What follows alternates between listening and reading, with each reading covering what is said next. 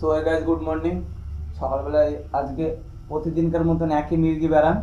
সকালবেলায় ঘুম ভাঙেনি, তার কারণ হচ্ছে রাত্রিবেলাতে আমি একটা জিনিস দেখছি, রাত্রিবেলাতে মর্টিং জ্বলছে, তার সত্ত্বেও এত মশা কামড়াচ্ছে, মানে বলার মতন না।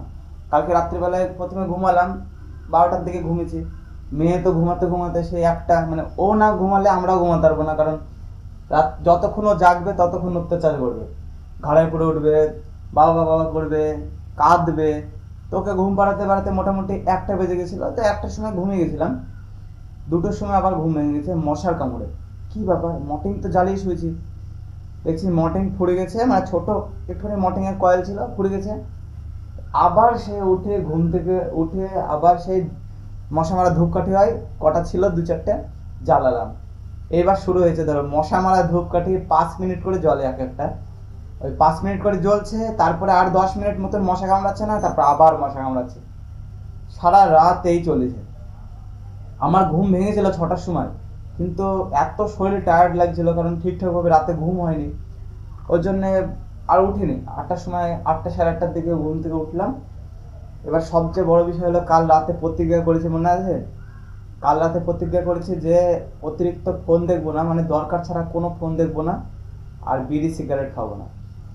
এবার ছোটবেলা থেকে বিড়ি সিগারেট খাওয়া অভ্যাস, মানে বুঝতেই পারছো কি পরিস্থিতি হবে। কালকে রাত থেকে এখন পর্যন্ত একটাও খাইনি, একটা খাইনি তো দূরের কথা, আর কোনোদিন খাবও না। কিন্তু ভেতরে যা চলছে তো আমি বুঝতে পারছি, মানে যে মানুষটা কন্টিনিউ স্মোক করে সেই মানুষটার ভেতর যে কি হবে, সে যে করে সেই জানে। এতটা বাজে অভ্যাসটা আমি করে ফেলেছিলাম, এখন বিশাল পস্তায়। সকাল সকাল ঘুম থেকে উঠলে কি হয় যে এডিটের কাজগুলো আর তাড়াতাড়ি হয়ে যায়, কমপ্লিট, ঠিক আছে? আর একটু বেলা হলে এডিটের কাজ আর হবে না, কারণ 9টা বাজছে, হার্ডলি 10টা পর্যন্ত কাজ করতে পারবো। 10টার পরে তো আমাকে দোকান যেতে হবে না, তার জন্য তো রেডি হতে হবে, স্নান করতে হবে, খাওয়া দাওয়া করতে হবে। তাহলে এইসব করতে যাই, তখন আর এডিটের কাজ আটকে যায়। মানে কমেডি ভিডিওর যে চ্যানেলটাতে অনেক দিন ভিডিও ছাড়া হয়নি, এদিকে তো ব্লগ তো ডেলি চলছে, কিন্তু কমেডি ভিডিওটার কাজ হচ্ছে না। ওখানে পাড়ায় যাদের সাথে দেখা হচ্ছে, বাজারে যাদের সাথে দেখা হচ্ছে, সবাই বলছে কি ব্যাপার, কমেডি ভিডিও আসছে না কেন, আসছে না কেন? ঘুম ভাঙলো? ওঠো ওঠো ওঠো, আচ্ছা আচ্ছা আচ্ছা আচ্ছা আচ্ছা আচ্ছা আচ্ছা আচ্ছা আচ্ছা আচ্ছা, কি হয়েছে কি হয়েছে কি হয়েছে? ওরে বাবা রে, আমি এডিট করছি, দেখছি ও যে খুব করে কাঁদছেন, কি ব্যাপার হলো, কিসের? সেই বিড়ালের বাচ্চা ম্যাও ম্যাও করে ওরকম ম্যাও ম্যাও করছে। তারপর দেখছি উঠে পড়েছে ঘুম থেকে। কম্পিউটারে যে কি ডিস্টার্ব হয়েছে কিছু বুঝতে পারছি না। কম্পিউটার কদিন আগে খারাপ হয়ে গেছিলো, সারিয়ে নিয়ে আসলাম, 1000 টাকা লাগলো, আবার সেম প্রবলেম হচ্ছে।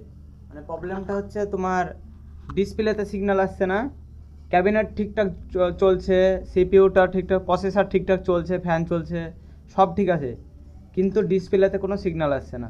দেখো, যদি এই সুইচটা আবার টিপে আসলো সিগন্যাল, মনিটরটা অন হলো, নো সিগন্যাল, অফ হয়ে গেল, অফ হয়ে গেল। মাউসে কোনো আলো জ্বলছে না, এখানে যে নাম্বার লক টিপলে যেখানে আলো জ্বলবে, এখানে কোনো আলো জ্বলছে না। কি করব কিছু বুঝতে পারছি না। কম্পিউটার খারাপ হয়ে গেলে কাজ করবো কি করে বলো তো? এটা তো আমার হাত পা না, মাথায় কাজ করছে না, ভালো লাগছে না।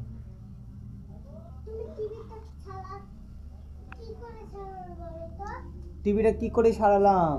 টাকা নিল, সারিয়ে দিল, আমি কি মিস্ত্রি টিভির? যাও বা, কম্পিউটার চলছিল, মানে এই ক্যাবিনেটটা চলছিল, আমি আবার এমন সারালাম যে ক্যাবিনেটটা এখন আর চলছে না। মানে ভালো করতে যে আরো বেশি খারাপ করে ফেললাম। এখানকার এই পয়েন্টগুলোকে খুলে ফেলেছি, খুললাম, খুলে আরো বুঝতে পারছি না যে এটা কোন পয়েন্টটা ছিল, কি বৃত্তান্ত, কি যে করবো, কাজে সব গন্ডগোল পেয়ে গেল। পাওয়ার প্রবলেম থেকে, রিস্টার্ট প্রবলেম থেকে না, পাওয়ার বাটন থেকে প্রবলেমটা হচ্ছে। মিস্ত্রিতে যেটা বুঝতে পারেনি আমি এখন বুঝতে পারলাম, পাওয়ার বাটন থেকে প্রবলেমটা হচ্ছে, রিস্টার্ট বাটন থেকে না। রিস্টার্ট বাটন ঠিক আছে, ঠিক আছে, যেই পাওয়ার আবার কানেকশন চলে গেছিল, পাওয়ার বাটনটাকে একটু নড়ালাম, কানেকশন চলে আসলো। ও পাওয়ার বাটন থেকে অফ করে দিচ্ছ, ওই জন্য আসছে না। যখন এমনি অফ করছো, হয়তো এখানে তুমি ভুল করে অফ করেছিলে, একটু আগে রিস্টার্ট মেরেছো, আপডেট করলা।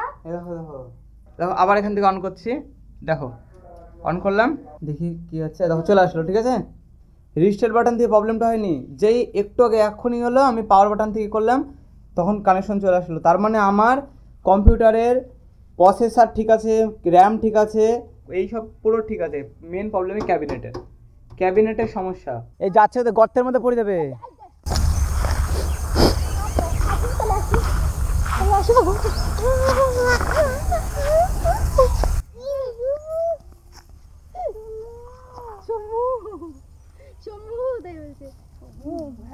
এ মারে নাকি গরুতে?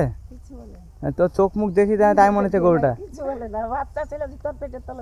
কিন্তু ওর অ্যাটিটিউড দেখি তাই মনে হচ্ছে যে মারবে। আপনাকে তো জানি মারতে দিলে আপনাকে মারলে আপনি খেতে দিবেন না, জানে যে ভালো করে।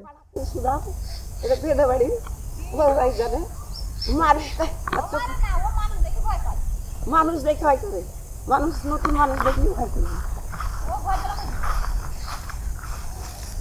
তাই তো, বিশাল ভয় তো, চোখ মুখে যায়। হুম,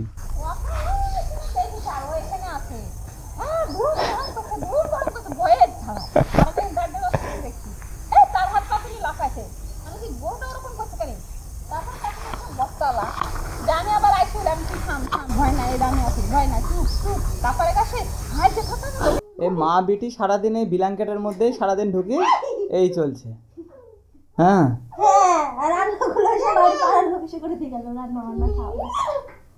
রান্না বান্না করেছ কি? কি রান্না করেছ আজকে? ডিম ভাজা, ডাল আর বেগুন পোড়া। এমন ভাবে তাকাচ্ছে যে গিলি খেয়ে নিবে আমাকে। ওগুলো খুব জুত করে খেলা দিব, আজকের মতো ফেভারিট খাবার আজকে আর হয়নি, সেটা বললা তখন। সে বললাম তোমাকে খুশি করার জন্য, নাহলে আবার কালকে রাত বানাতে হয়। বের করো সব এক্ষুনি। ও হজম হয়ে গেছে। বিয়ে করছে রেডি দেওয়ার জন্য আমি। হ্যাঁ, তো রেডি দেওয়ার জন্য তো বিয়ে করছে আমাকে। অবশ্যই চা করে আনতা বিয়ে করে, এটা এমনি টাকা দেখতে চা করে রাখতে, ভালো আরো ভালো মানে সার্ভিস দিত তোমাকে। তাহলে লোকে বিয়ে করে কি করতে? রান্না করার জন্য, বাসন মাজার জন্য, কাপড় কাচার জন্য, বাচ্চা কাচ্চা মানুষ করার জন্য। তো কিসের জন্য তাহলে? কিসের জন্য? গাল খেয়ে বড় লোক হয়ে যাবা তুমি, খবরদার বড় লোক। তাহলে আমরা ইনকাম করছি কার জন্য? বউ ছেলের জন্য, যে আমার বউটা ভালো থাকবে, আমার ছেলেটা ভালো থাকবে, তাই তো? তাহলে এটা আমার কাজ, তাই তো? এরপরে তুমি কি বলছো? তুমি এটা খাচ্ছি না তোমাকে, ছাড় দাও।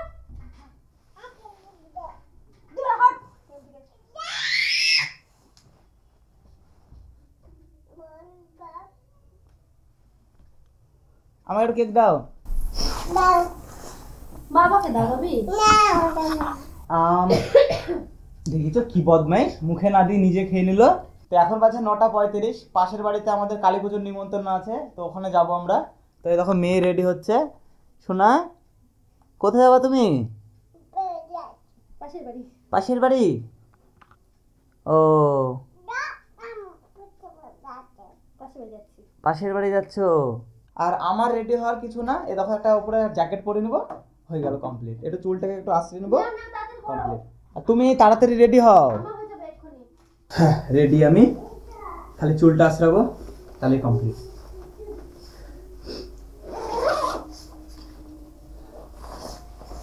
চটি পরবা? মেয়ে আমার দেখি তো খুঁজতে গেছিল চটি, তুমি ভাবছো কোথায় গেছে? ওকে বলতে লাগে না, শোনা বাচ্চা এটা। দেখো রেডি আমরা তিনজন।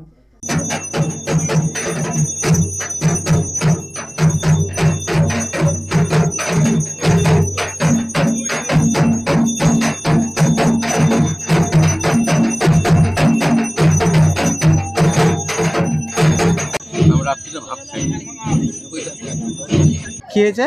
জুতো উল্টো পাল্টা, জুতো হারিয়ে গেছে? জুতো উল্টো পাল্টা করে নিয়েছে, ম্যাচ হচ্ছে না পায়ের সাথে। তাহলে এবার কি করবা? কি করে গেছে তাকে এখন কোথায় খুঁজে বেড়াবো আমি? আমি তাই বলি না কি আর করে। এই অন্য জনের চটি পরে চলে যাচ্ছ? কি করবো তাছাড়া? ব্যাং অন্য কারো জুতো পরে চলে আসলে এখন যদি ওই লোক খুঁজতে খুঁজতে আসে, আইবা আমি আগে বলবো ও আগে পড়ে এসেছে, ও পড়ে গেছে, আমি পরে বেরিয়েছি বাড়ি থেকে। পায়ে একটু আনকমফোর্টেবল লাগে না? তোমার পায়ে লাগছে না আনকমফোর্টেবল? লাগছে তো। তাহলে পরে আসছে কেন? খালি পায়ে আসতা। হ্যাঁ, খালি পায়ে আসবো কেন? ও আমারটা নিয়ে গেছে, আমি ছেড়ে দেবো? এই একটা বাঙালি স্বভাব, জুতো মানে বাঙালিদের। ঠিক আছে মানলাম, ইটস নর্মাল। নিশার মা কি করেছিল, একটা হাওয়াই চপ্পল একটা হিল পরে বজ্জাত্রী চলে গেছিল কাকার বিয়ের সময়। ওখানে তাও বুঝতে পারি হিল একটা হাওয়াই চপ্পল, বুঝতে পারার কথা মানুষের, একটা উঁচু লাগবে একটা নিচু লাগবে, ওই পরে চলে গেছে বজ্জাত্রী। ওখানে লোক দেখে হাসতে লেগেছে, দিয়ে পালিয়েছে ওখান থেকে। তো ব্যাপার হচ্ছে যে ও গেল পুজোতে, পাশের বাড়িতে বললাম না পুজো ছিল, পুজোতে গেছে, ওখানে যে ওর জুতো হারিয়ে গেছে, ও আরেকজনের জুতো পরে চলে আসলো। জুতো উল্টো পাল্টা করে নিয়েছে, একই রকম জুতো ছিল, দিয়ে ও আমারটা পরে চলে গেছে, আমি ওরটা পরে আসলাম। চটি পাল্টে চলে আসলো। ওর পুরাতন চটি ছিল আর নতুন চটি নিয়ে আসলো। নতুন না একই। একই কোথায়, এটা নতুন। মন্দিরের প্রসাদ বলো বা কোনো মৎস্যপের বা কোনো বাড়িতে কারোর যদি পুজো হয়, তার প্রসাদ, খিচুড়ি প্রসাদ, মানে ওর ভেতরে এমন একটা টেস্ট থাকে যে ফ্লেভার, যেটা মুখের ভাষায় বলা যাবে না, মানে ওটা বোঝানোই যাবে না। যে টেস্টটা যদি আমি বলি যে কেমন টেস্ট, ওটা মুখের ভাষায় বোঝাতে হবে। নরমাল রান্না করো তাই ভালো লাগে। কি হচ্ছে, পাগল হয়ে গেল নাকি তুমি? হে বেবি মুভি দেখবো এখন, hey baby hey baby hey baby. তো আজকের মতো ভিডিওটা এখানে শেষ করলাম, দেখা হচ্ছে কালকের ভিডিওতে। টাটা। টাটা।